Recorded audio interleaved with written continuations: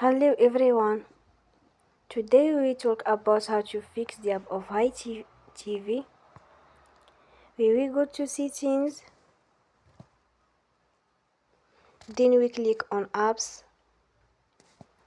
After that we search the app HiTv and we click. They will on for stop. After that we go to storage. Then we click on clear cache.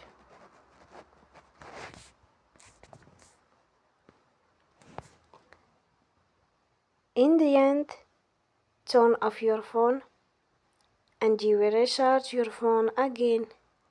Don't forget to support us by like and subscribe. See you next time and thank you for watching.